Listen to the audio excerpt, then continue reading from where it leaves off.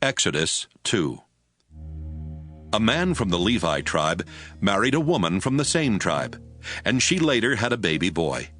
He was a beautiful child, and she kept him inside for 3 months.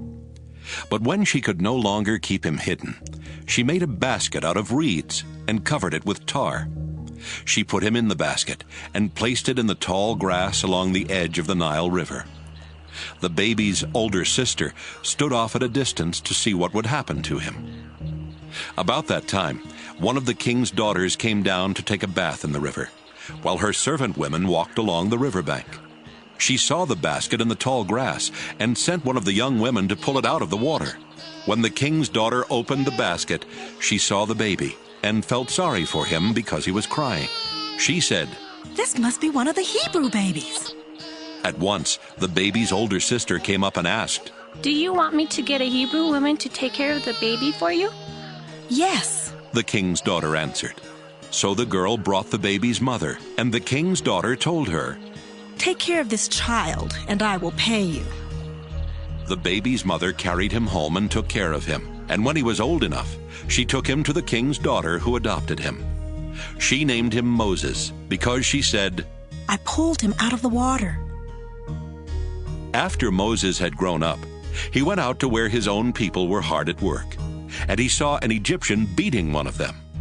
Moses looked around to see if anyone was watching.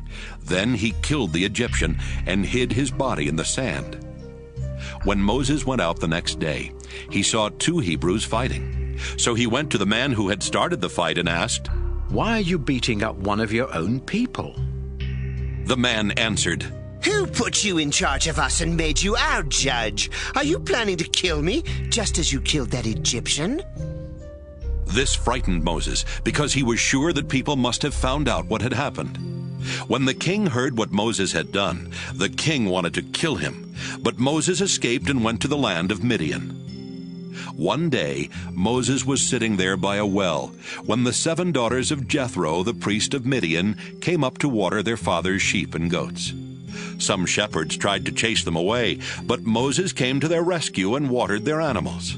When Jethro's daughters returned home, their father asked, "Why have you come back so early today?"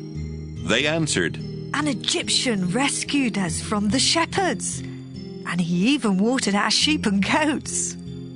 "Where is he?" Jethro asked. "Why did you leave him out there? Invite him to eat with us."